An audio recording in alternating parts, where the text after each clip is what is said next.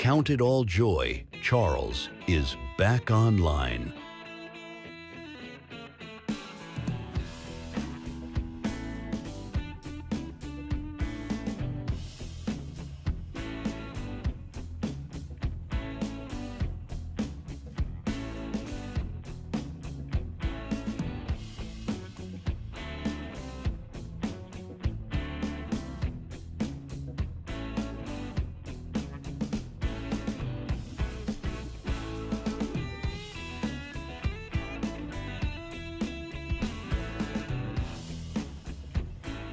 The Equally Yoked Show.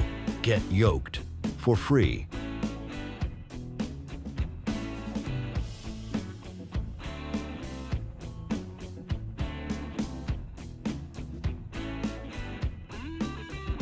Count it all joy, Charles is back online.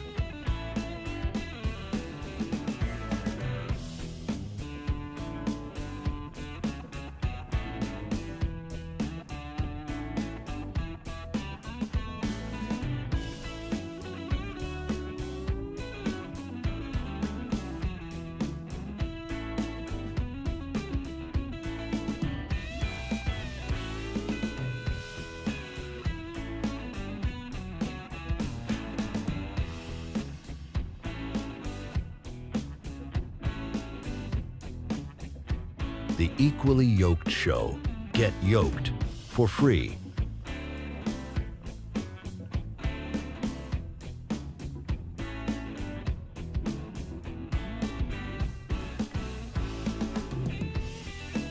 Count it all joy, Charles is back online.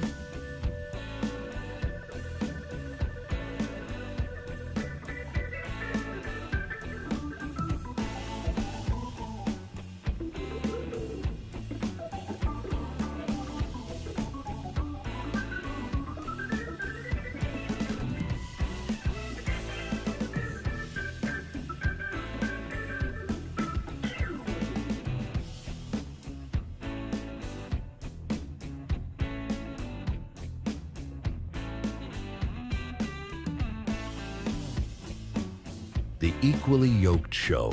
Get yoked for free.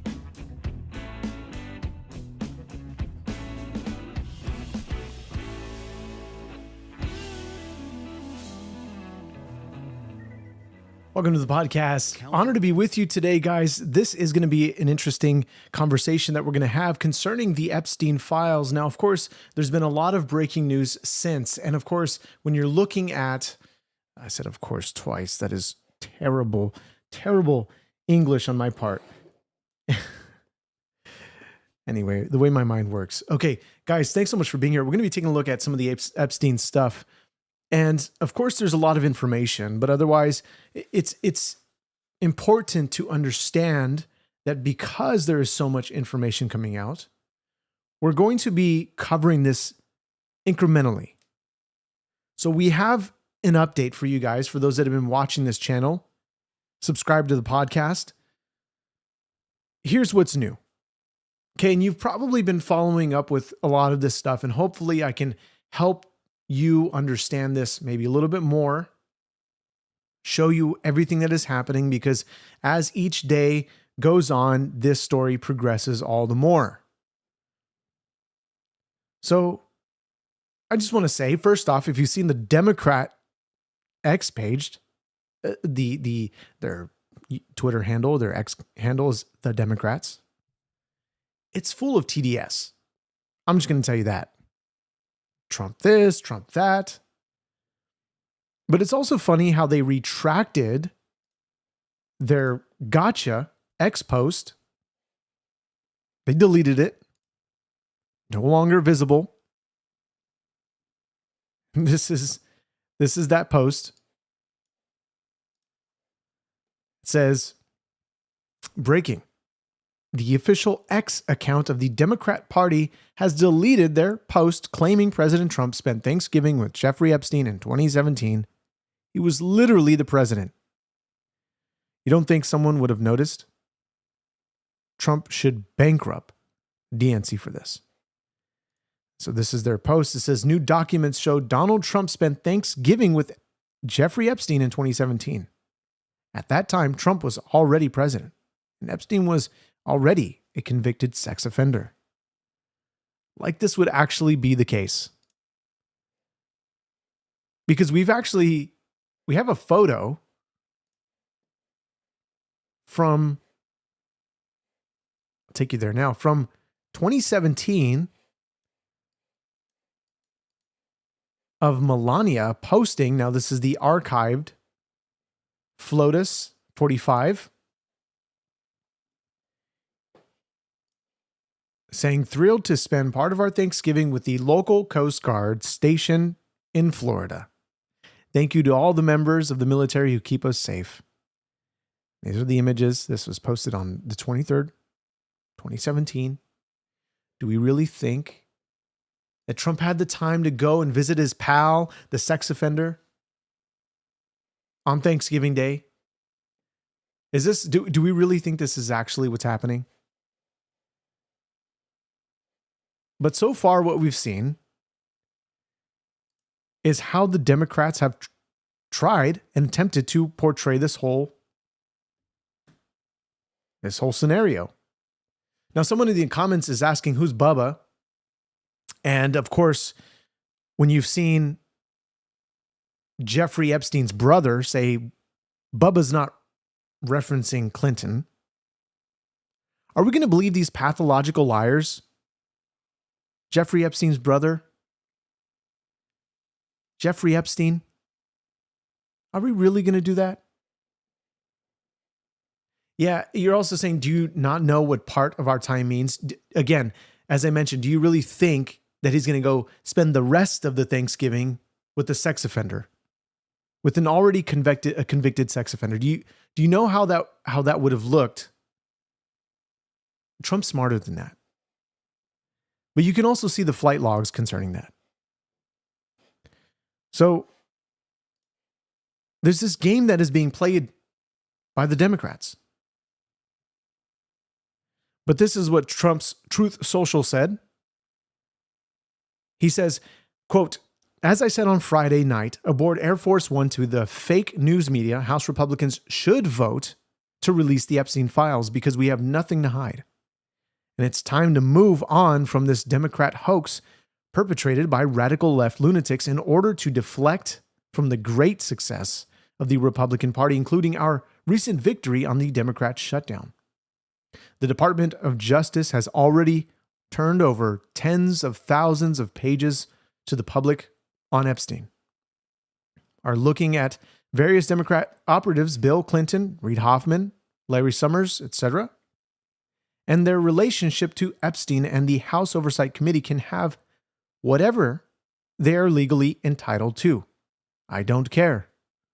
All I do care about is that Republicans get back on point, which is the economy, affordability, where we are winning big, our victory on reducing inflation from the highest level in history to practically nothing, bring down inflation, bring down prices to the American people, delivering historic tax cuts, gaining trillions of dollars of investments into America, a record, the rebuilding of our military, securing our border, deporting criminal illegal aliens, ending men in women's sports, stopping transgender for everyone,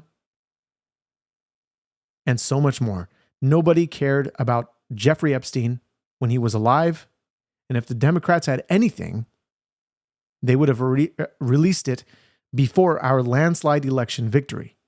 Some members of the Republican Party are being used, and we can't let that happen. Let's start talking about the Republican Party's record-setting achievements and not fall into the Epstein trap, which is, again, a curse on the Democrats, not us. Make America great again. Now, if we remember back in 2022, where Trump was indicted and then he was also convicted. That was their big story. Their big story was, you elected a convicted felon. That was what they were going for. That was what they were shooting for, rather than Trump the PDF file. They opted in for the for the convicted felon. So they just want to continue to shift the goalpost to make him look bad, to make people who voted for him look bad. But in reality, we're seeing this total game that is being played.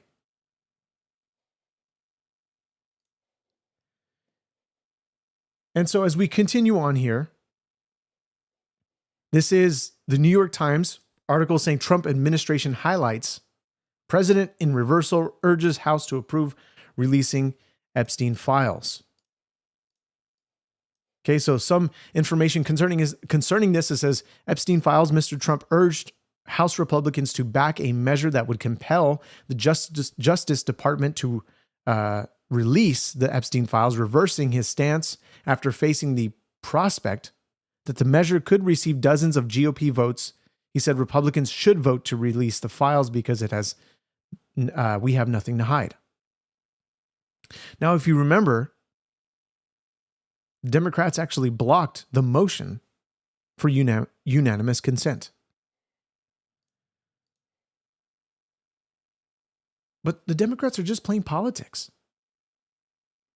They want you to believe that those who were involved with Epstein, they want you to believe those who were involved with Epstein over the victims.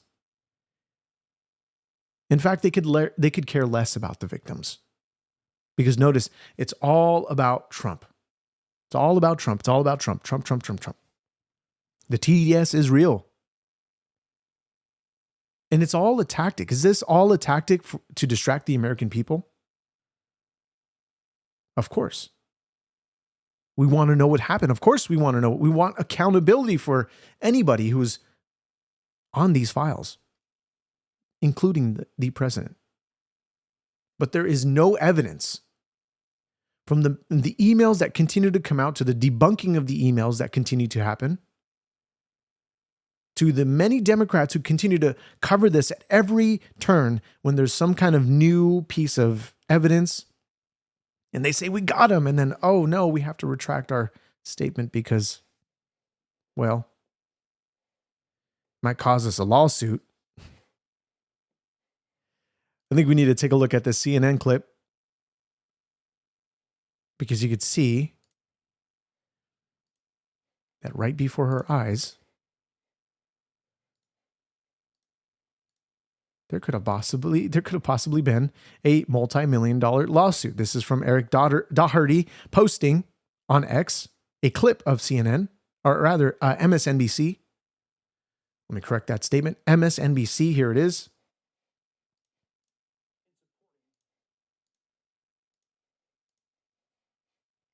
Here we go.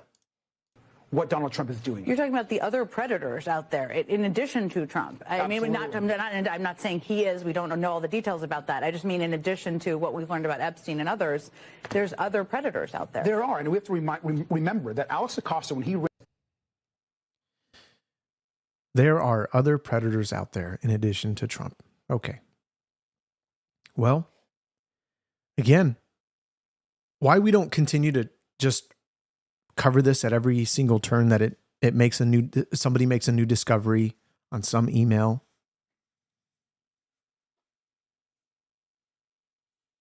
There's just too many things coming out, literally almost every hour.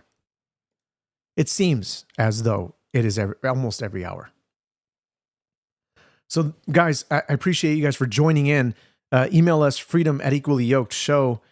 We're going to continue on here. Again, I beg the question, though, is this a political stunt?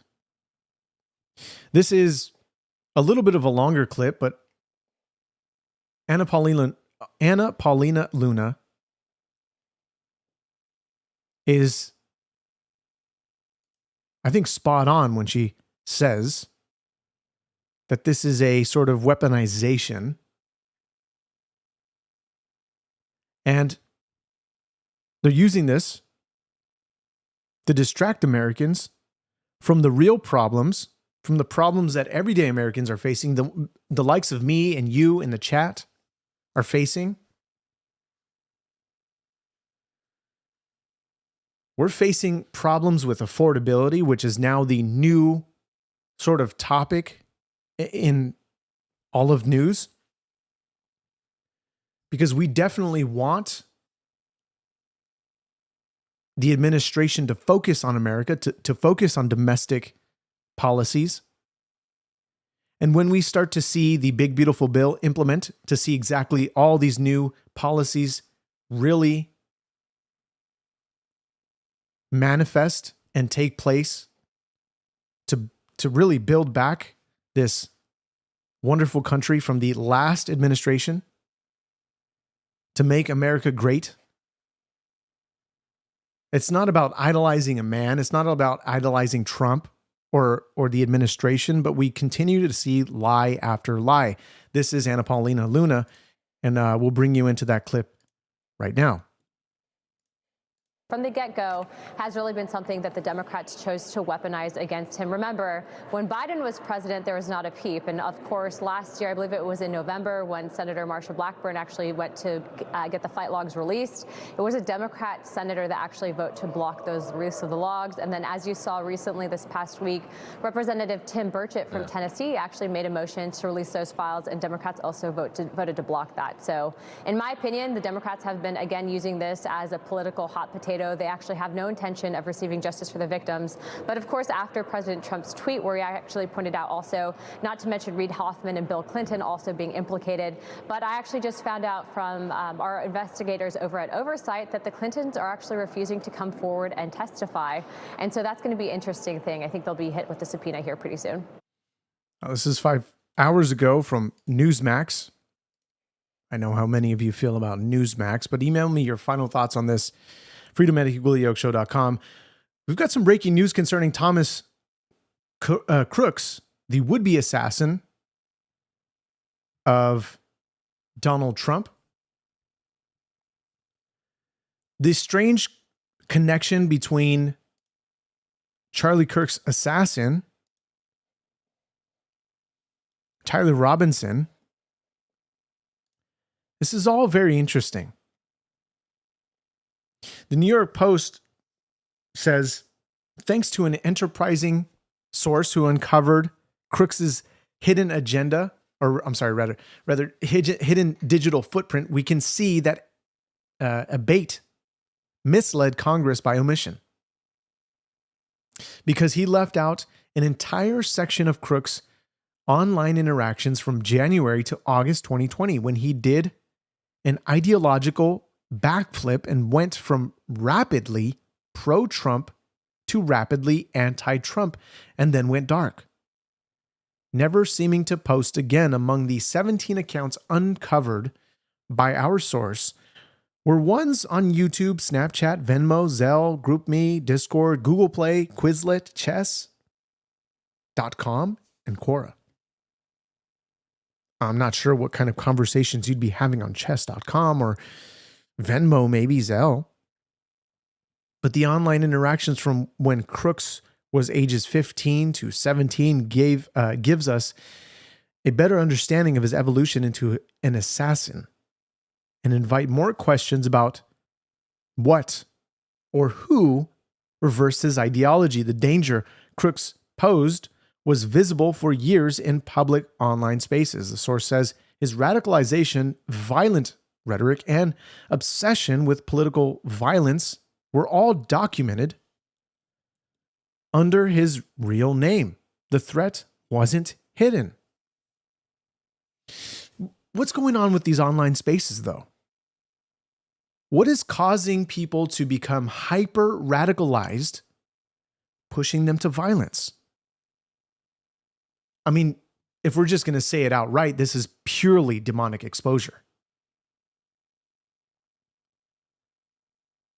We're seeing this happen with what we've witnessed in Berkeley, the TPUSA event. We've seen violence go down. But not only that, I mean, we've gotten this on this show. Death threats, people saying, protect your neck. People saying, I hope to catch you up on the street. It's the same radicalization that pushes them to violence. That they feel the need to speak violence rather than debate. And of course, Charlie Kirk's assassin has said in some of the released text message exchange with his trans boyfriend or Discord, I forget where it was, that he says some hate just can't be negotiated with.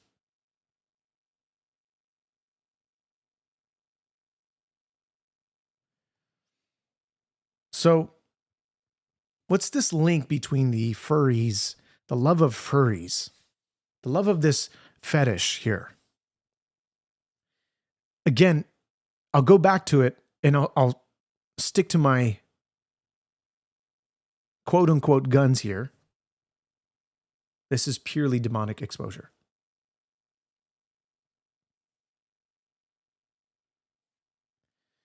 But this is all a political show that we're going through. We're going through to have all this, the truth be revealed as much as possibly can be revealed, because we know how politics are. The American people get really a smidge of what actually is revealed. And let's hope that the administration continues to uphold their position on transparency. There's a lot of reasons why we voted the Trump administration to office. Not only was the Biden administration absolutely terrible in running the country, Biden wasn't even the one running the country, but his handlers were most certainly in charge. And we've seen record inflation. We've seen Americans get poorer. We've seen the use of bringing down our oil reserves to keep gas prices low. We cannot have amnesia about the last 4 years under Joe Biden. And we also need to realize that we can't just have an immediate gratification of, well, Trump said this on day one, he's going to make everything affordable again. Look, let's reel it back a little bit and say, okay, it's not going to happen day one, but more like, as he started to do beginning day one, he started to bring out a bunch of executive orders. Signed the most executive orders. I think he has the world record for the most, I mean, not a literal world record, but for the most executive orders signed. And if we also remember back when Biden came into office, he actually undid a lot of the executive orders that Trump did in his first term, trying to bring in the Green New Deal and all this nonsense about climate change and just bad policies. But we have Gavin Newsom. How can we see a booming economy when we have lousy politicians? And we have Gavin Newsom, who is continuing to take on Trump, as we've seen Zoran Mamdani portray this very angry speech during his win in New York for mayor, where he says, "I will continue to take on Trump."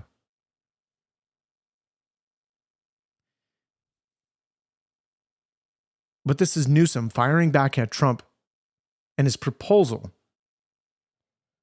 to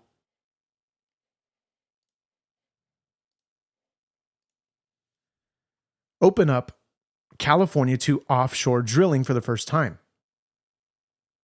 Let's go back and take a look at what is said here. I want you to look at those prices. I mean, right now, it's at $4.67. I think we have a full screen here.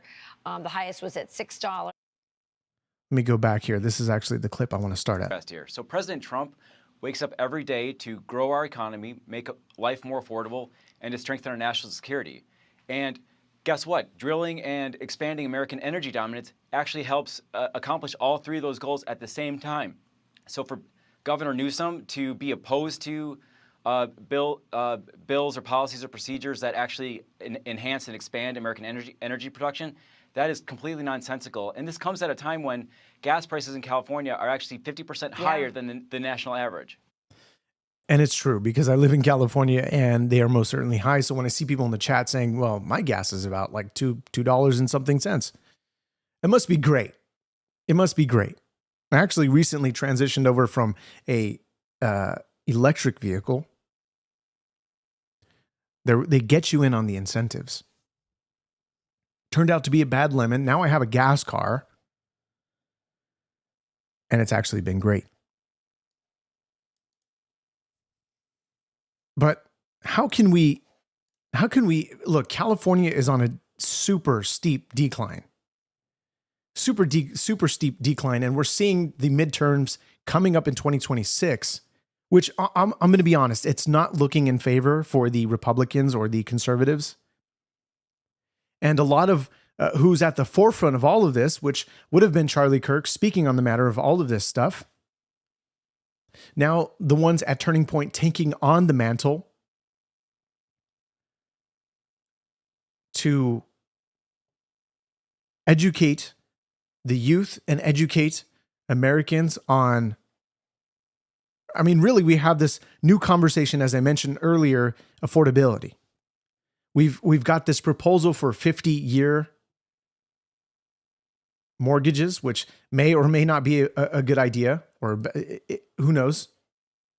I want to know your guys' thoughts on that, but at least it would get those in the game, and then you would refi to get you at the traditional rate of 30-year mortgage. This channel is, based on one of the comments asking, is this channel America First? This channel is America First, yes. Because many people like you and I are struggling, and maybe some of you are doing very well. Maybe some of you are doing very well in this American economy. And God bless you for that.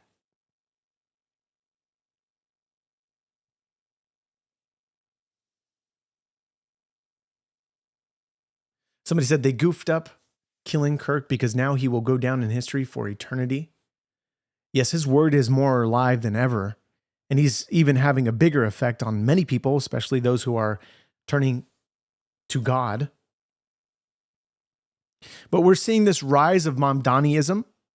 We're seeing this rise of the appealing fruit of socialism, which is not going to fare well for America. And we've said this before, and there was people challenging me in the chat saying, you're wrong. This is not going to be beneficial, or this is not going to affect the rest of America, when indeed it will. Because we saw from a clip, and maybe I'll take you there now, but we saw from a clip on a YouTube show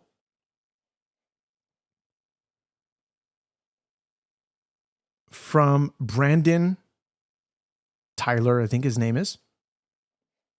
And we're going to play this clip. I wasn't planning on playing this clip, but I think it's important based on the conversation that we're having today. Because they want to use Mamdani as a copy and paste. They want to copy and paste him all across America. They're gearing up for a bigger plan, and maybe they're going to start shifting their titles from Democrats to Democratic Socialists. They see Mamdani working really well with the youth. They see Mamdani working really well with Americans.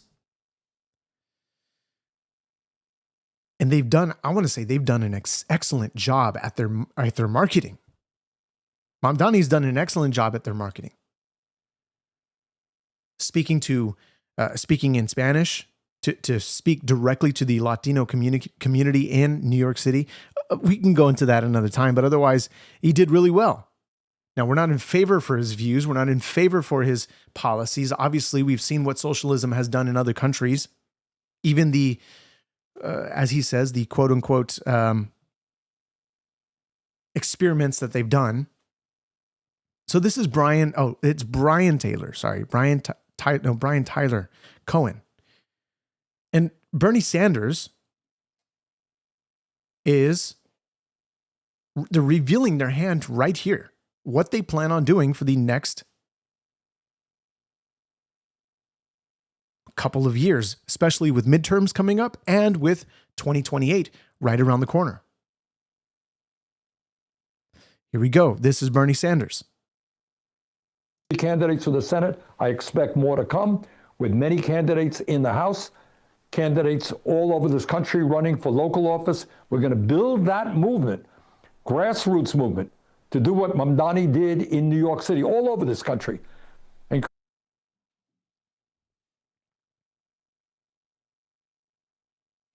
you heard it there. They're going to build this grassroots movement to do what Mamdani did all over the country. And I said it. I called it. This was going to be their copy and paste. This is their blueprint for the rest of the country, what they want to do. They had some big wins in the elections back in earlier this November for the Democrats. But we may have seen the youth turn out in record numbers for Trump, but the Democratic Party is strategizing for ways to steal the hearts and the minds of these young Americans. Of course, this is their playbook, but their playbook is the same of a thief, one who comes to kill, steal, and destroy. We've seen them steal, we've seen them kill, and we've seen them destroy. Let's not forget the violent history that is also prevalent today. The biggest violence that we've seen happen is, of course, with more recently, the assassination of Charlie Kirk. And John Fetterman actually comes to the defense of Charlie Kirk. We're going to play his clip right now. This is his clip on Katie Couric's YouTube channel. And guys, pray for John Fetterman. For those who believe in God, for those who pray for John Fetterman. He's going through some sort of health issues. Obviously, he just had a crazy malfunction in his heart.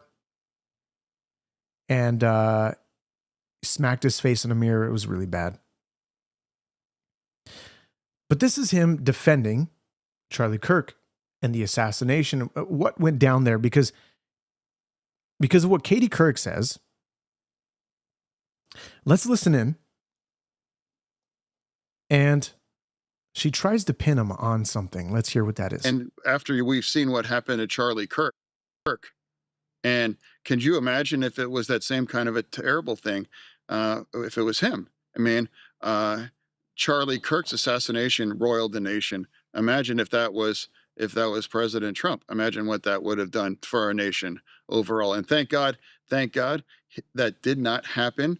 And I didn't agree with many things of Charlie Kirk, but it was entirely appropriate to allow people to grieve and give people that respect and the space to do that, and not take that opportunity to push an argument or to remind people that, hey, I don't agree, blah, blah, blah. It's like a father of young children was shot in public because of his political views.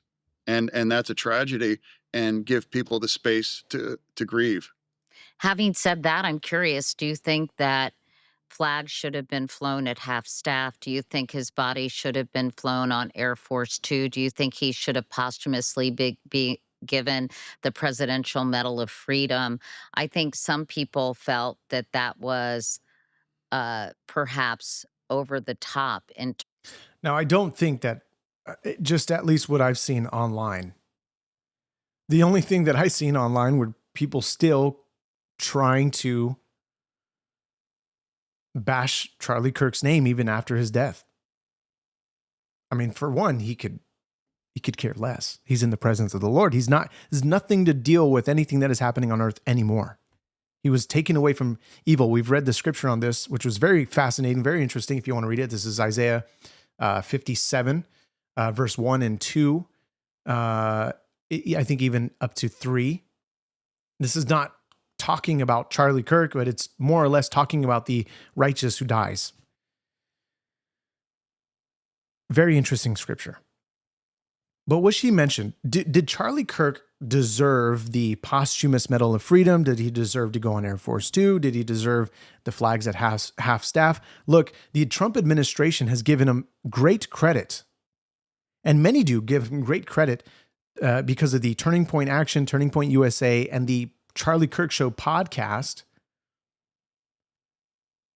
who've really pushed the youth vote 13 points to vote for Trump.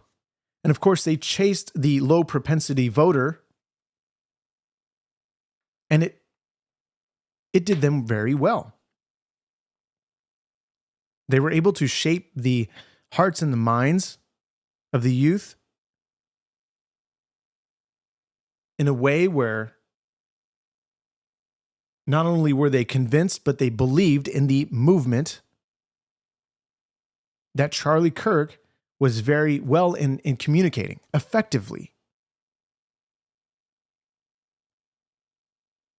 Now, with people sort of saying that we're sort of, there's a lot of animosity between the conservative groups, or the sort of, factions of the conservative movement.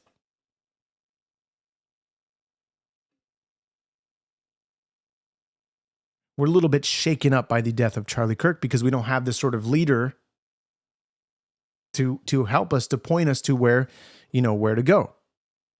But we have the truth in front of us. We're seeing the lies. We can easily dissect these out. We're seeing the lies of the Democrats constantly talking about Trump this, Trump that, as we mentioned. And of course, I'm not saying either side is more better than the other. Sometimes we could see some Republicans acting in bad faith. Yet we still need to have those in power to be held accountable.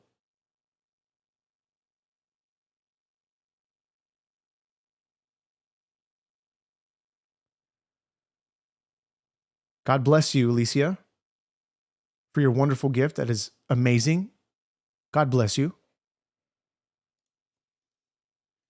So John Fetterman is going to respond here to what Katie Kirk just says, or what she just said concerning, did Charlie Kirk, did he deserve any of this? And I think he does a phenomenal job in his response. In terms of mourning someone like Charlie Kirk, how did you feel about that? I'd say that was his choice and his prerogative, and that was really entirely up to him. Did you have any issues now in hindsight over some of the things that Charlie Kirk said and some of the rhetoric he used during his life? I didn't agree with much of it. I didn't closely follow his specific kinds of views, but I did. I'm sure you learned about them after his death, though. No, I haven't done a deep dive on it. We've all seen that terrible video. Perhaps if you've seen the actual video, I have. And it's like appalling. And that's part of the political violence. And from what I'm saying, it's like that's unacceptable. And engaging in a debate and views I strongly disagree on, that's part of the American democracy. And for me, it's that would never justify what's happened, and I just chose not to take the opportunity to argue his views after children lost his father in the most violent public way. Honestly, this whole story surrounding Charlie Kirk has been absolutely tragic to his wife, to his kids. Truly, it's been terrible. And people keep going on about Erica Kirk saying she's got crocodile tears. There's actually no real tears, when you can see clearly in the interview with Jesse Waters, where she's still crying about the memory of her husband. And even the what's going on in her mental state when she has to say, "My Charlie," right? Because everybody's talking about Charlie Kirk. She's trying to, again, just reclaim the fact that this is her husband. Many loved Charlie Kirk, and many people in this chat also think he's a grifter. think that he was racist, think that he was even anti-Semitic at times.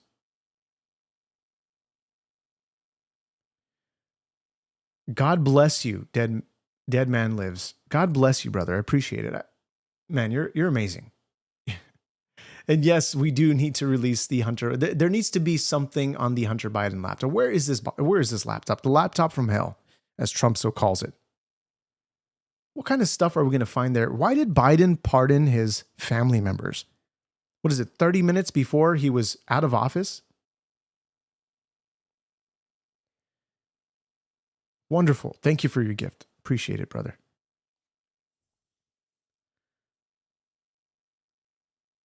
But look, we've mentioned Mom Donnie just a minute ago. But his agenda may be a little bit difficult to fulfill. This is Bill Mayer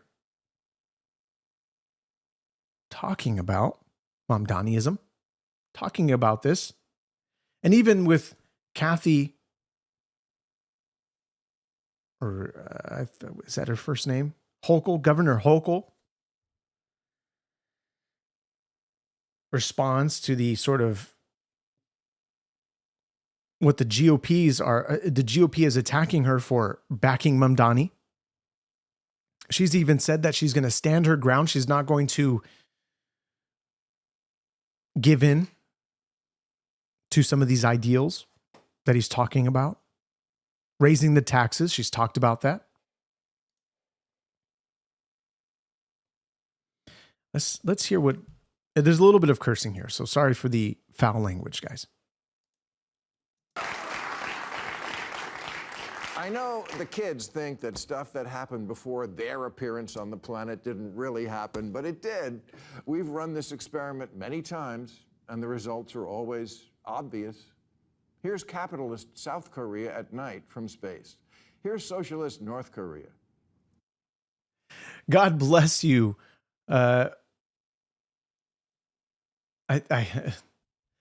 Is it Poppies or is it Pap is Fluids? I don't. God bless you for your wonderful gift, and God bless you that you comboed that gift. Appreciate it. Min777s, God bless you for your wonderful gift as well. You guys are absolutely amazing. Thanks for watching. Subscribe to the podcast. Email me your thoughts, freedom@equallyyokeshow.com. Wonderful for your gifts. Sorry for butchering your names. If I butchered your names, I'm having a little trouble seeing it on my screen as to what your names are. But otherwise, thank you for your wonderful gifts. Yeah. In 1990, Venezuela was wealthier than Poland. But then Poland, finally free of Soviet-style economics, went all in on capitalism. And now their economy is as big as Japan. And people there have high wages, low inflation, cars, vacations, homes. Meanwhile, Venezuela traded capitalism for Hugo Chavez's Socialism for the 21st Century, which turned out to be like socialism in the last century, or any century, a fucking mess.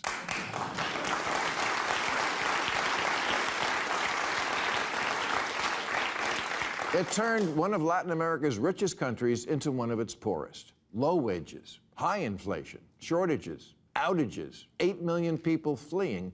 If you think New York can somehow reinvent this wheel, you're in for a rude awakening.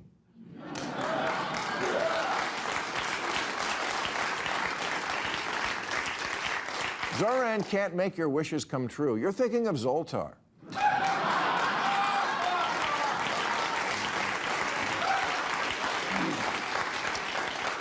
Look, I don't understand this whole, like,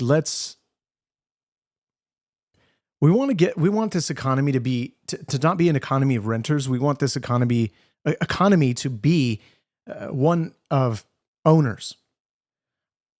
Me and maybe many of you in this chat would also like to own a home. At least I'd hope so.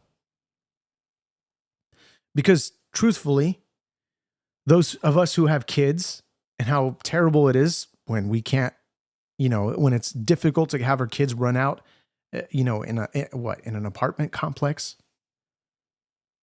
in a little tiny, first of all, there's no playgrounds in many of the apartment complexes. And when there is,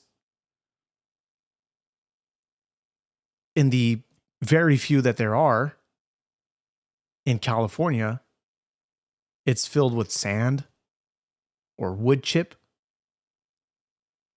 No covering. Like, they're just terrible, terrible, terrible. But I want that American dream. That American dream that has a wonderful, decent-sized house. It doesn't have to be big. It just has to have enough rooms. At least that. Decent-sized kitchen. Big, beautiful yard. I want that American dream.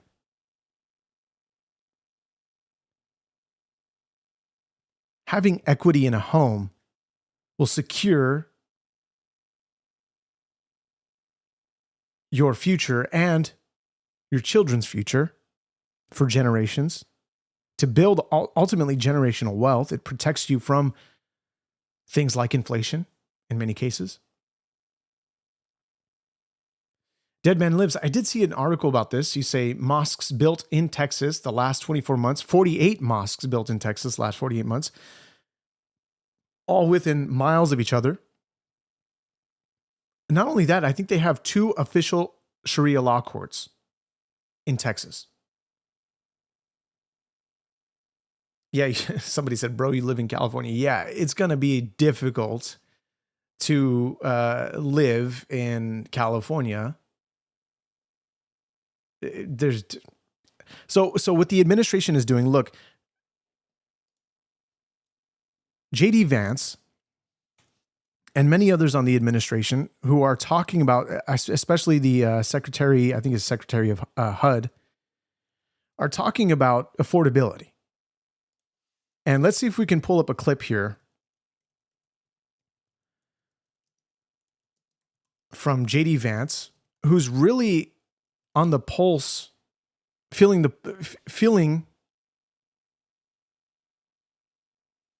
American people and their sort of their concerns.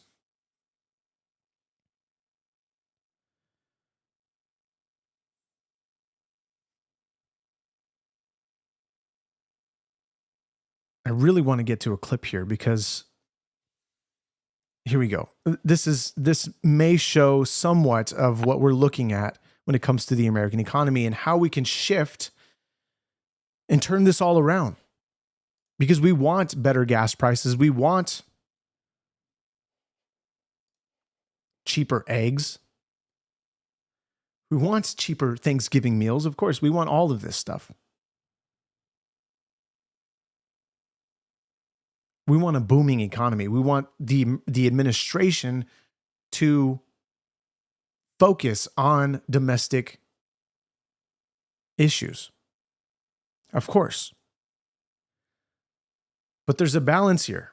There's a balance act because we have the administration focusing on issues abroad to benefit the American economy, but also focusing on issues domestically when it comes to what will have a huge effect with the deportations that are happening.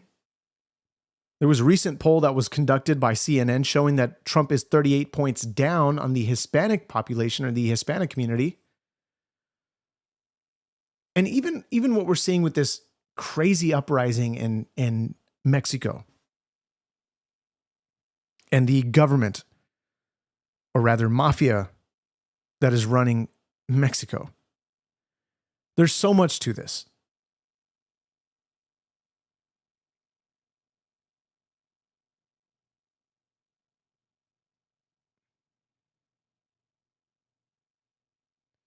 So let's play this clip of J.D. Vance. I know that there are a lot of people out there, Sean, who are saying things are expensive. And we have to remember they're expensive because we inherited this terrible inflation crisis from the Biden administration. But you've already seen signs that things are getting better. The price of eggs has gone way down. The price of energy has gone way down. The price of gasoline has gone way down. And as we know, when the price of energy goes down, that starts to filter out into the entire economy, but that also takes a little bit of time. There's another component of this, Sean, which to me is maybe the most important because I care so much about our young people being able to afford a good life. A lot of young people are saying housing is way too expensive. Why is that? Because we flooded the country with 30 million illegal immigrants who were taking housing houses that ought by right go to American citizens. And at the same time, we weren't building enough new houses to begin with, even for the population that we had. So what we're doing is trying to make it easier to build houses, trying to make it easier to build factories and things like that so that people have good jobs. We're also getting all of those illegal aliens out of our country, and you're already seeing it start to pay some dividends. Hey, Look, he's right. He's right. We need new homes. And of course, one of the posts that we've shown here time and time again from Charlie Kirk, when it comes to the social compact breakdown, tripping on my words there. Let's take a look at this X post, and maybe you've seen it already. Maybe you're tired of seeing this, but this was his 6-point goal. This is back in August. Mass deportations, stop the H-1B scam, dramatically reducing legal immigration, end chain migration, and the visa lottery, build 10 million homes for Americans, crush the college cartel. Now look, some of these would be temporary measures to at least give Americans the upper hand to gain, or rather move ahead in the American economy, such as getting a home. And of course, reducing the legal immigration would probably be something of a temporary measure to at least help Americans get their footing, and then we can start to open up again legal immigration. Because we're all for legal immigration, not illegal immigration, legal immigration. And building new homes, this is why they're trying to reduce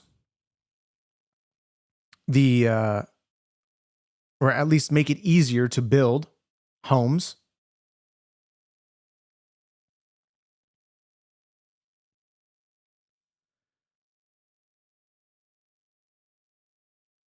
That way, so look, they're not building new homes because it's not benefiting, especially in this economy. Let's go to, I want to go to a clip here, and I'm going to see if I have the ability to pull it up. So just bear with me, guys. If you're just joining in the podcast, thanks so much for being here. God bless you again for the wonderful gift, Min 777s. Appreciate it. And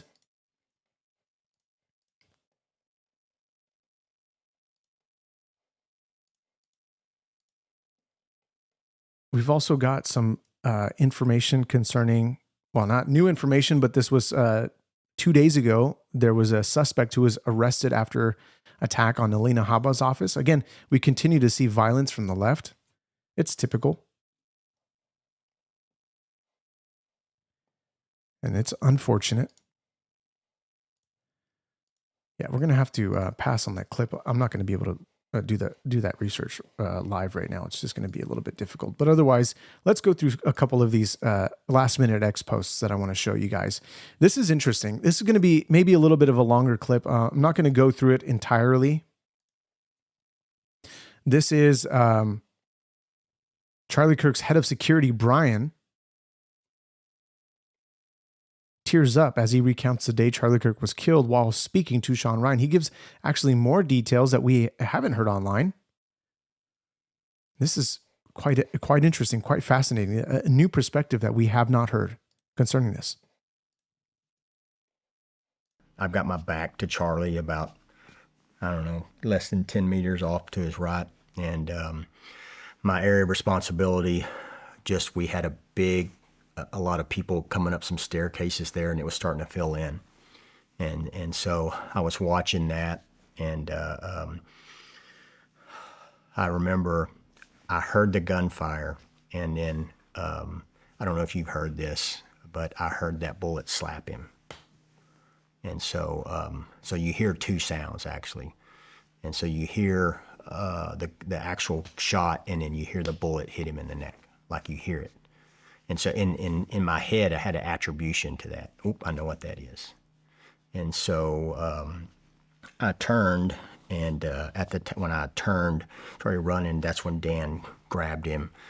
And I mean, this is a live fire event. It's not, everybody thinks in hindsight, well, this is a one-shot assassination.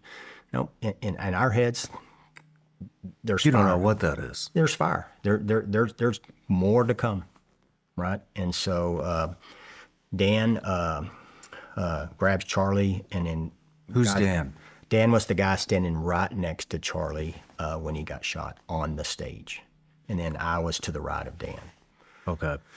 And so he grabs him, and then I turn and see him start to the ground, but then I'm just thinking gunfire.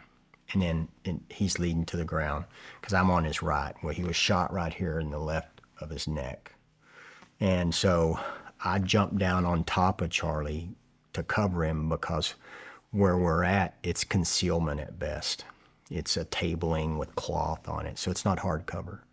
Our guys are starting piling back in, and they're down, putting a human shield around him, but it's still just concealment. It's not cover. And so I initially dove down on top of him and just was on him almost face to face. And then when I was doing that, I went down, I could see the wound. And so I immediately shoved my hand into the wound to stop the bleeding, just trying to find the pressure. And it was coming out still. And I'm on top of him, like close. And it was still coming out enough that it squirted through my fingers and I could taste it on my lips. And so I was like, man, this is a bad wound, right? And so I was just pushing that, and I don't know at that time. I know when you look at the clock, I was on him within 5 seconds and had my hands in him. And then I don't know when I put the first piece of medical on him. It was sometime after that, because I carry it right here, and that's why you carry it on you. You got to have it there. So. But then I remember pulling back away and thinking, damn, this is bad. Like, it's coming out. And I don't remember saying this, but the guys told me, and you can kind of see it on the video. I said, prep the car.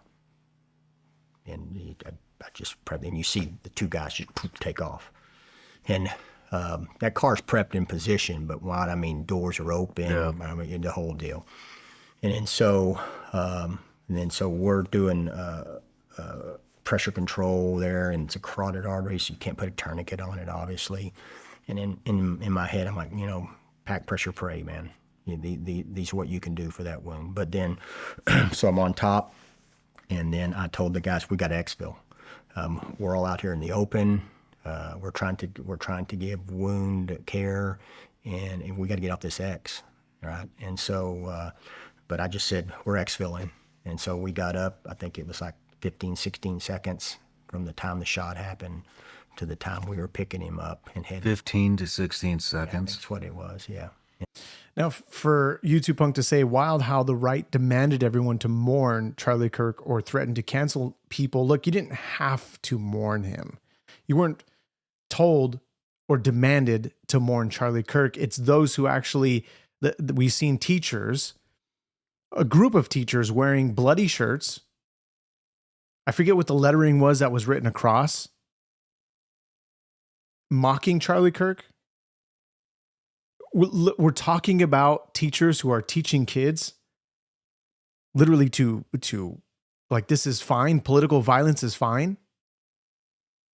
As if that's fine. That's exactly what you're saying. You're saying it's wild that the right demanded. You didn't have to say anything. You didn't have to do anything. And what we've seen come out of the woodworks was teachers praising his assassination. We've seen the left praise his assassination, especially in this chat as well. We've got the receipts. We can go back on the many chats of people praising the death of Charlie Kirk. And it's unfortunate. We've seen what happened at Berkeley. You can look at all of the nasty images.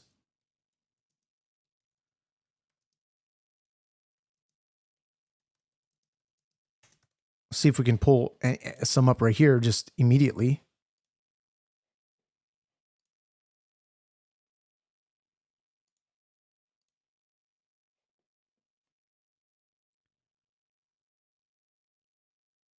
Yeah, I don't have it pulled up for you right away, so I'm gonna see if I can.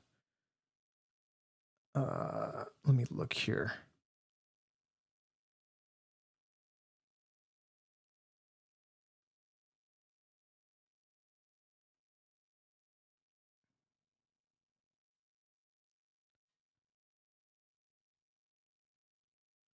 Yeah, of course, Google is going to censor this stuff, obviously.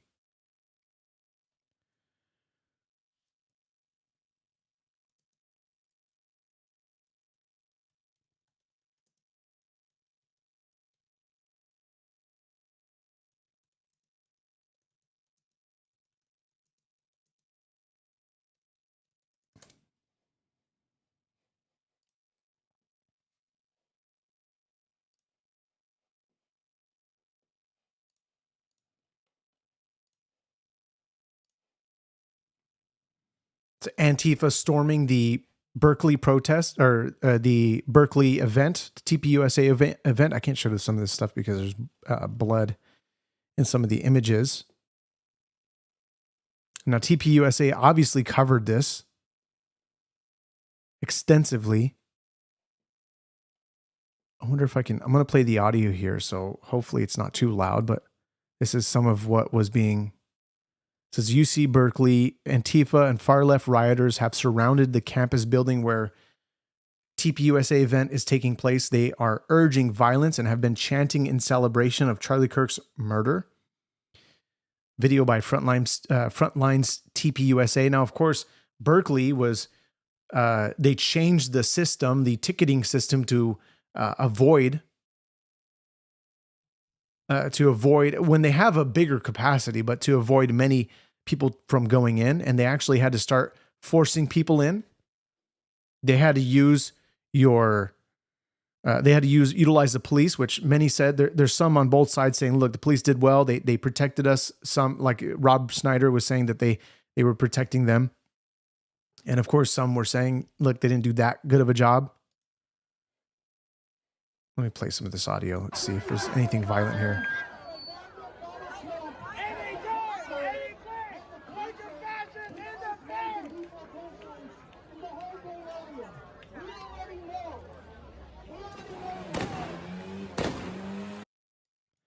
Yeah, that, of course. Let me bring you to this clip because they were talking about the backfiring a car. God bless you, T9N, for the wonderful gift. I appreciate it. But this is the video here. There's nothing violent. It's just nothing bloody or gory. So just, you don't have to, shield your eyes if you don't like seeing any of that stuff. But here we go.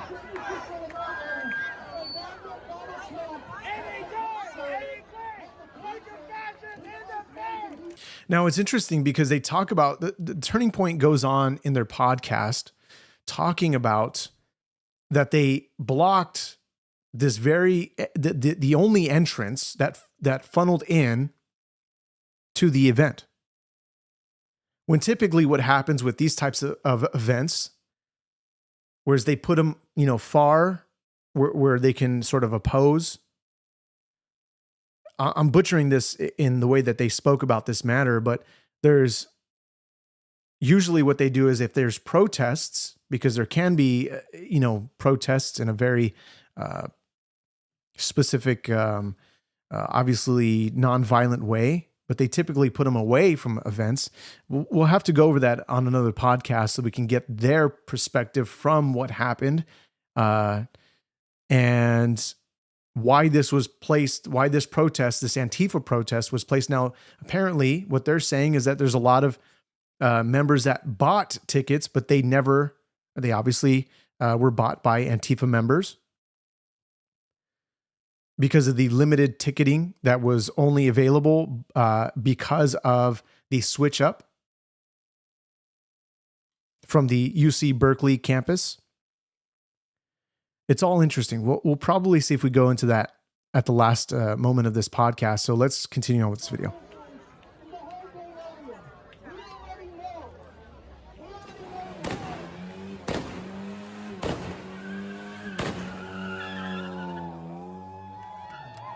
That was all obviously. We know what they're trying to do. We're not dumb.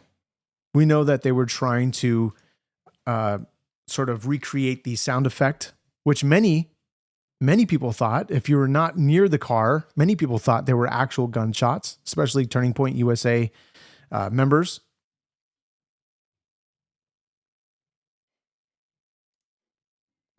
But let's see if we can get their own words here concerning this.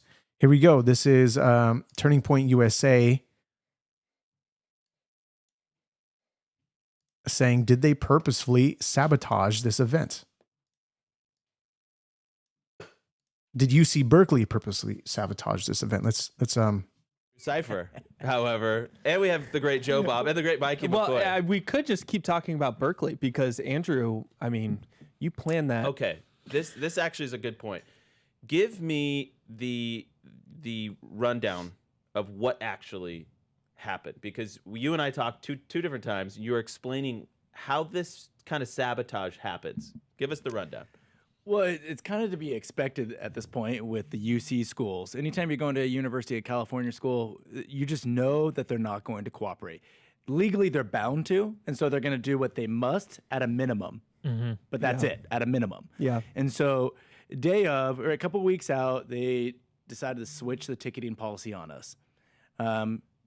It's kind of par for the course. They always like, oh, by the way, no longer can we use your ticketing system. You have to use ours. We're not going to allow standby tickets anymore. And then we fought them on that. Okay, we'll give you 150 standby tickets. We're like, well, you do realize this venue, it accommodates 2,000 plus people, and there's 6,000 people that want to come that we have on the books. And that's just who we have on the books. We have way more, thousands more that wanted to come on top of that. So we knew the games they were going to play. Day of, they brought in the entire police squad, not just their campus police, but they contracted other police, other security. They blocked off the entire quad right in front of the entrance of the theater, and they had 4 entrances that they were going to use, but they decided to go with one entrance, which created a V-shaped funnel to get into the theater. We've seen this before. And where did the protest set up? Right next to, not just right next to, right in front of the one entrance that they gave for our attendees. What do they call it? That free speech plaza? Free speech zone? This is what I was talking police about. will designate a free speech zone Which is, where by the way, protesters... such a garbage name. Dude. And by the way, at every other tour stop where they've done this, they've always put the free speech zone away where they cannot obstruct the attendees. Well, yeah. And also just for safety, just to keep them far enough away from each other so you don't see what we saw the other night, which was people confronting each other. Well, and again, I don't want to sound repetitive, but they do this at all the UC schools. At UC Davis, it was the same thing. All of the attendees got funneled through the one spot that all of the Antifa people were. We're talking. It's a deterrent. It's a deterrent. It's a big place. Do you think the police do that on purpose? I think the police cooperate with the administrators. I think that's I think the administrators are saying this is what we want to do. The police will then sign off on it because here's the thing. So mad. Standby people and our all attendees that wanted to get in, they weren't ushered in until the police took over. Again, it just goes to the point that I'm telling you that this is the kind of violence that we continue to see from the left. There's no need for any of this. And this is why they're designated, which there's certain rules when it comes to you can't really, I forget who was talking about this, but designating Antifa as a domestic terrorist, certain things that you just can and can't do when you're, when it comes to domestic terrorist organizations how would you put it? I'm trying to figure out who said this, but anyway, I believe one of the researchers who's digging into Antifa, and they're trying to figure out exactly how Antifa is being funded, which there's a lot of these that a lot of people that protest. You say, do you get 7K for this podcast? I don't get anything for this podcast. And I think the 7K is also referencing something about, I don't even know this 7K reference, but something about Israel. Do you guys know if he gets 7K for hosting this podcast? What is this? What is this? This running meme of 7K for podcasting or speaking on Israel or whatever?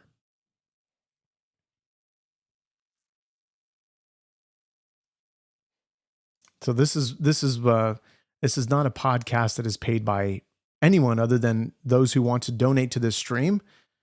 It's a wonderful gift that those do want to continue to push on a sort of to really show the truth of what is exactly happening.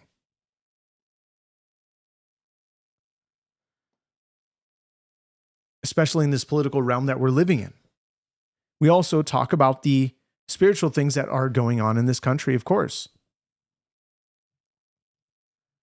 There's a very dark, spiritual, heavy, you name it. I think Ephesians captures this very well, and those that don't believe in a God in the chat. Look, you guys have obviously the ability to do so. You have the free will to do so. But Paul talks about the armor of God, putting on the armor of God to stand against the schemes of the devil, the devil, not the devil, not the deviled egg. He is a deviled egg. It says, for we do not wrestle against flesh and blood, but against the rulers, against the authorities, against the cosmic powers or the principalities over this present darkness. The cosmic powers being evil spiritual beings, against the spiritual forces of evil in the heavenly places. Therefore, take up the whole armor of God, that you may be able to withstand in the evil day. Look, everything that we're seeing concerning this political landscape, again, we have to remember that God continues to tell us to seek the welfare of the nation in which we live. That's Jeremiah 29:7. Now read the context there.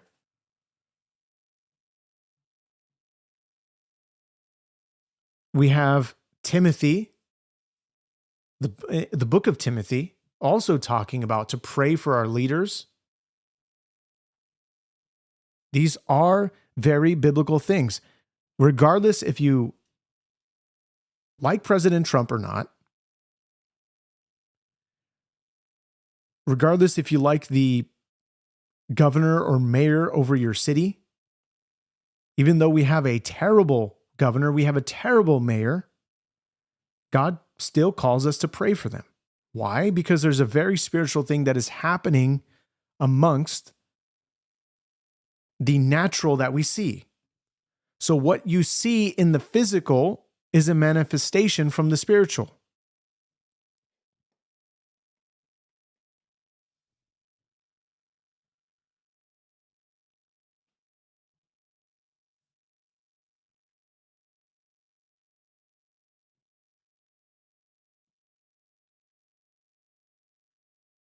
And many people in this chat, they don't like Trump. Zeke, you say God doesn't care if you believe in God. The important thing is treating others with compassion. But the only way that you can effectively do that is if you do what the Bible tells us to do.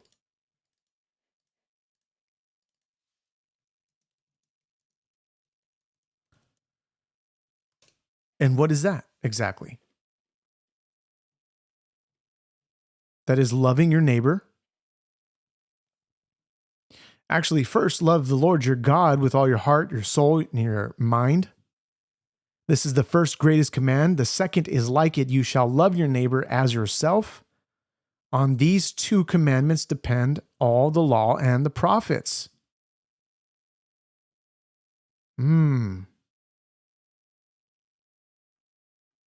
Interesting.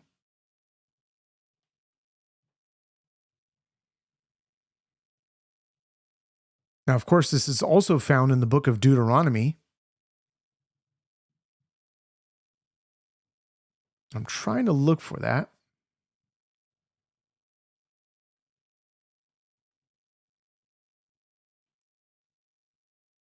Deuteronomy 6:4, Hear, O Israel, the Lord our God is one Lord, and thou shalt love the Lord thy God with all thine heart, thy soul, and thy mind, or thy might, rather. It says, And these words which I command thee is, I'm reading in King James Version, geez.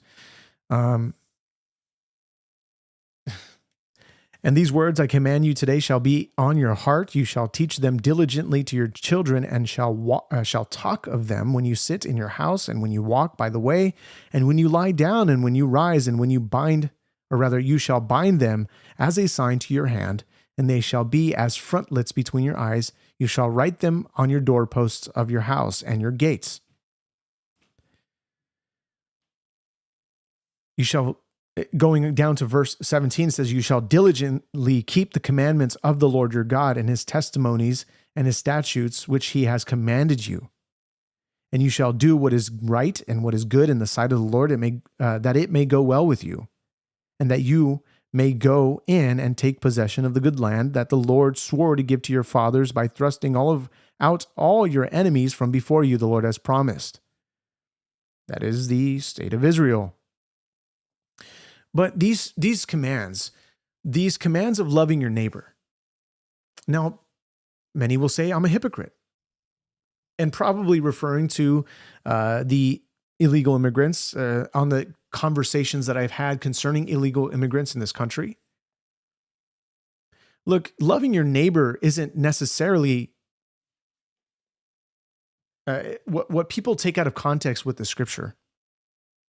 And they say you're not loving your neighbor if you're kicking out all these illegal immigrants. How are we going to love our American neighbor? We have a sovereign, we're a sovereign nation. We have borders. We have to protect also our American citizens, because we've seen murders, we've seen terrible accidents, and not even accidents. We have CDL drivers that shouldn't have CDLs, that are illegals. Driving in California, driving in New York, driving in across the country in these sanctuary cities that have allowed these illegals to get CDLs, who don't know how to read the signs and who are killing American citizens. How is that? How is that? How are we going to love our neighbor? The loving thing is to get these people off of the road. The loving thing is to uphold the law in which we live in. The loving thing is to protect the American citizen. We have laws for a reason. We have laws for a reason to uphold as American citizens.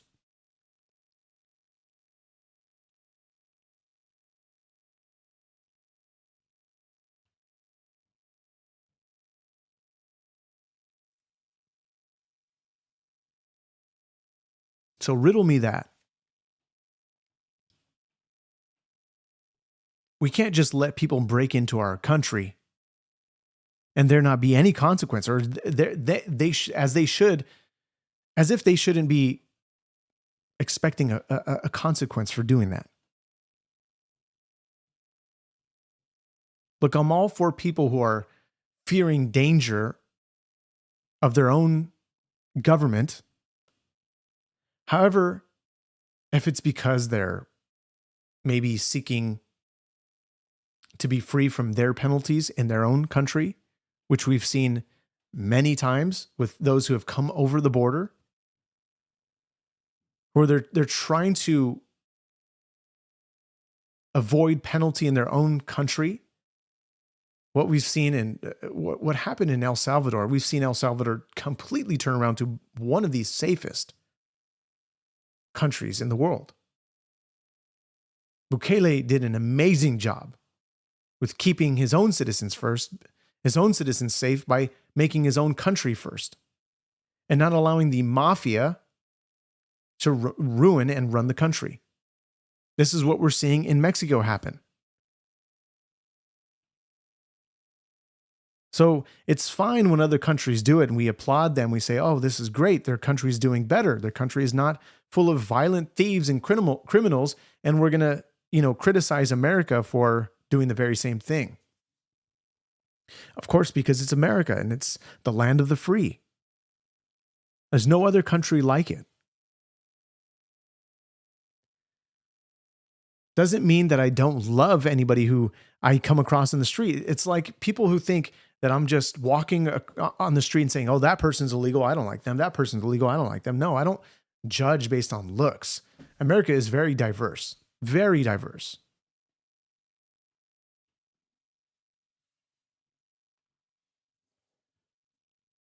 And I come across a lot of people because of my job. I deal with a lot of people, many who don't speak English, not even a word of English.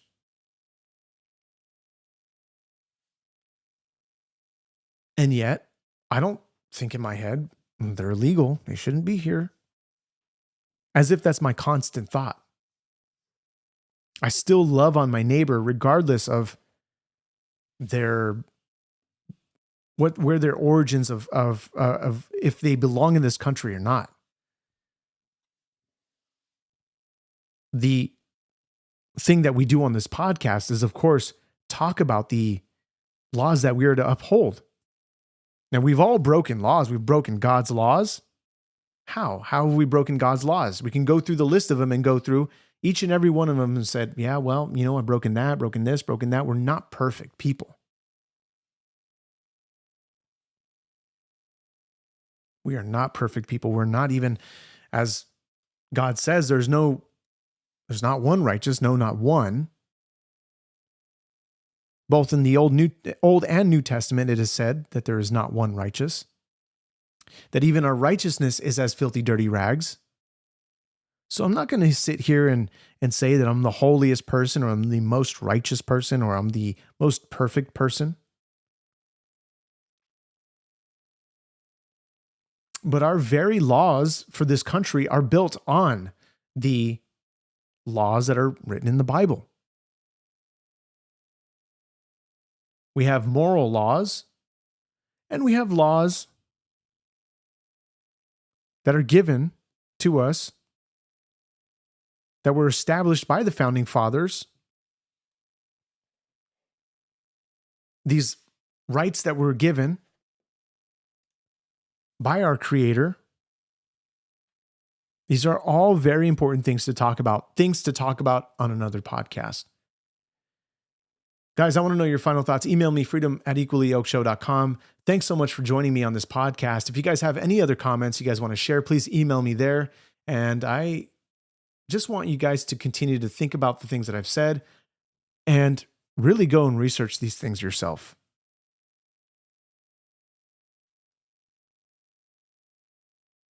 Try to get out of your own echo chambers. As many have said, I'm in my own echo chamber in this game, in this podcast. Subscribe to the podcast. I'll see you guys in the next one. Thanks so much for being here. Peace.